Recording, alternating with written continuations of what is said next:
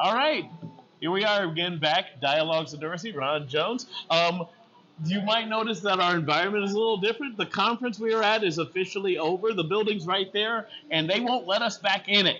So we are here in the hotel next door, and we're getting to the next chapter of our conversation with Jeff Schoep about his life, his experiences, and what it all means to all of us. So last time we talked about this whole idea of, maybe getting out a little too late, and then all of the bad stuff that happened there, um, and the lessons learned. And so you came to a turning point. So why don't we just jump in right there? Tell us about when you just realized this is done, or however that happened. Well, it was a process. Right. So in around 2016, I met a man by the name of Darryl Davis. Ah. And Darryl, you know Darryl? I love Yeah, Darryl. Yeah. Darryl's my brother. Yeah. And Darryl is everybody's brother. He is a phenomenal Yeah. human being and a very special person. Yeah, he is. By the way, stay tuned on this website, because I actually interviewed Darryl about a year or so ago, and I've yet to put that interview up. So it's super long, because Darryl the man. Darryl can go on. And Darryl and I talked as much about we talked as much about rock and roll and its history and roots as we did about social justice. So I'm still trying to figure out how to put it all together. So stay tuned for that as well. Anyway, I digress. So meeting Darryl Davis, he was doing his film Accidental Courtesy. Right, yeah. So the producers contacted me and said, hey, would you like to, participate in this film and talk about what you do and the movement and all that? I was still in it this time. Right, yeah. And so I thought, oh, this is a good opportunity to spread the word, is what I thought, right? But it didn't work out that way. Thank goodness. So I thought I was going to go promote the movement and all this, and I made a friend for life instead.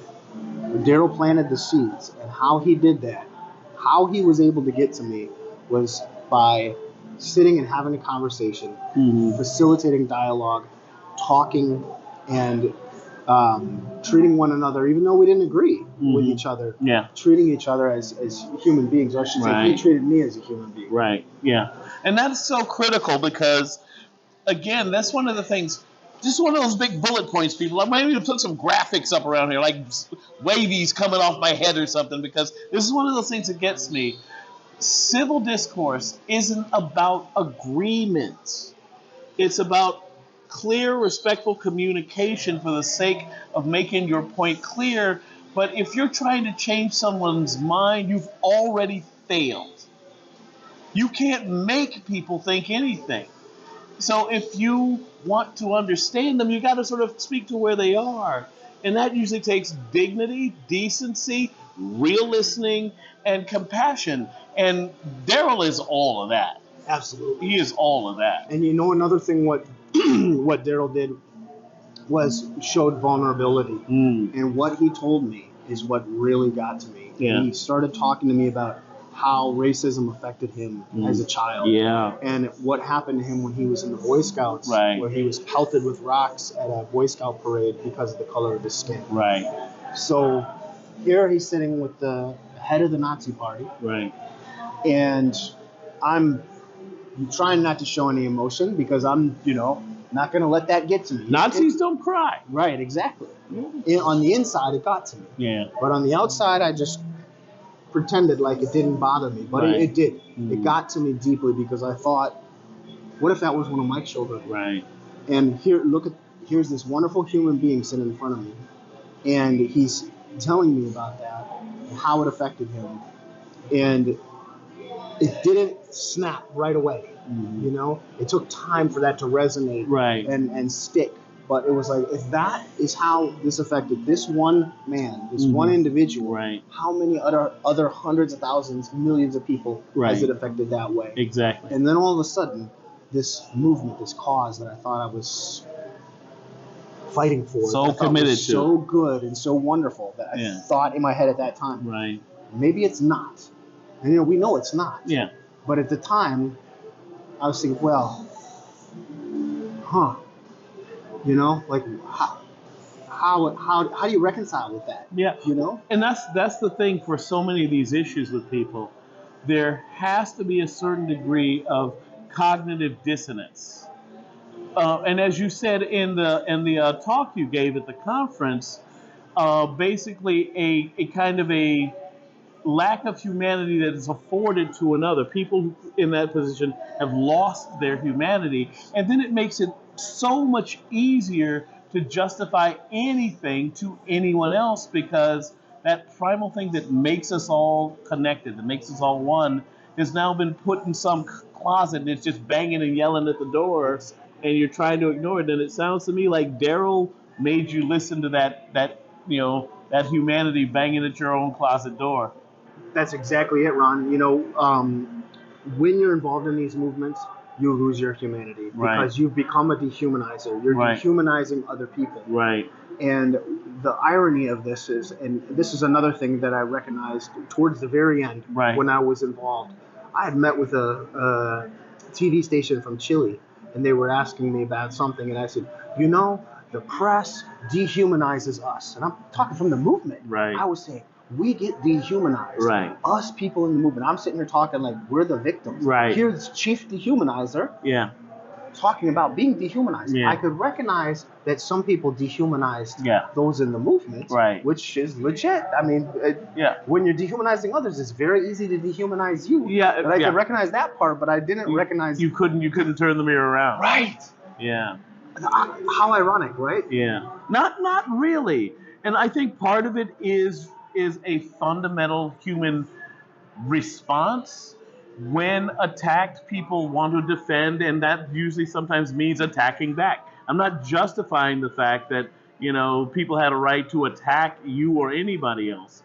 Well, because I think violence just has no place. Even vocal violence is sometimes, for some, as deadly, if not worse so, than the physical thing. Because sometimes you got to live with all that ugliness inside of you if nobody helps you to, untangle it and pull it out of yourself. But the idea here is that I'm not surprised that people, would, basically not treat you as a human being, because guess what? That's what you're doing to them. Right. And the sad thing is that just becomes the downward spiral that destroys us all. And that's why I get so caught in the idea that we have got to find a way to elevate our humanity for the sake of everyone. I would never condone the things you did in that life. I would never condone the hurt you did. But if there's any hope for redemption, I have to believe you're worthy of it. And that is the hardest thing of all for just about everybody. And to me, it's not just a moral imperative or a humanity imperative. To me, it's an American imperative. To heal the country, we've got to be able to try to give people the grace that we wish we would get for ourselves. But sometimes, like I said before, but if you go breaking some laws, let's just lock your ass up for a little while. Sure. We'll hug you, but there are going to be some bars between us. Sure. And when we get out, we'll figure the rest out. As we both know, Darryl Davis is amazing. Yeah, was there anybody else there who helped you to really plug back in? When I say Darryl's family. Really? To me, Darryl's my brother. Right. He works with us at Beyond Barriers, and he's a phenomenal human being. Mm-hmm. I could go on all day about Darryl. But the next step in my getting out was meeting another filmmaker. Well, Darryl was part of the film. That was for his film, Right. Accidental Courtesy. But I met a Muslim filmmaker by the name of Dia Khan. Similar circumstance where, would you appear in this film? And I thought, well, sure, I'm going to spread the word of the movement. I met Dia Khan. We spent quite a bit of time together. I got to know her as a person, as a human being. Right. And similar approach to what Darryl did. She talked to me. We're sitting across from each other, and she told me about how racism and hate affected her as a child growing up.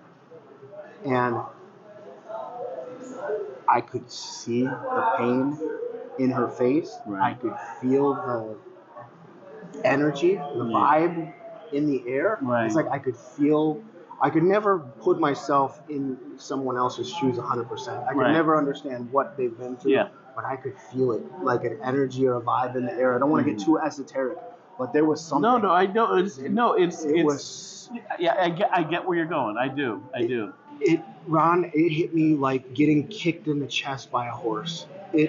That was the beginning of the end for me. I could not reconcile with being involved in that kind of movement any longer. Right. After that, that was the beginning of the end. Everything after meeting her and having that experience and feeling that sadness, that hurt, everything after that was, how can I fix this? Right. And then it was a process. Right. I would like to say that I snapped my fingers and left right there, but it didn't work that fast. Yeah, and it generally doesn't work that way. It's not like turning a unicycle.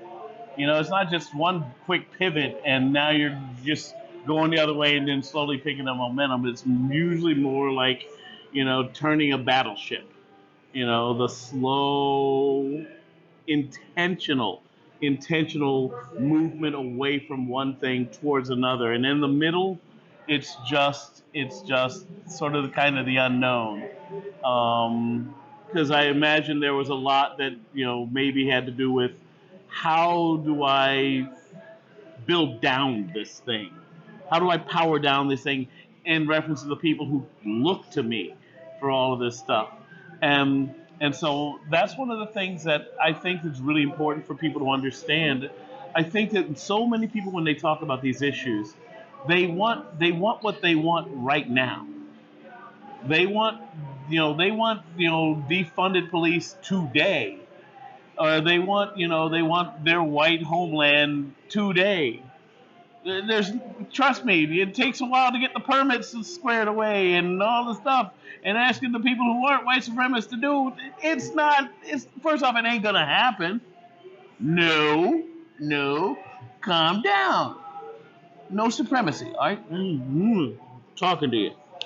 But the idea here is that change in any way, shape, form, or level is usually a process. And so those were two critical people that help you move deeper into your change world. And I know in many respects it's still a world that's evolving itself for you. But you're now on a redemptive path. And that's what I think is beautiful, and what I like to talk about in our next segment is that whole thing, because as I said to you, you hold an incredibly critical space. And I will talk about what that space is in our next segment. So how's that for a cliffhanger? All right, so tune in, come back. I love you. You know why? Because it's tax-free.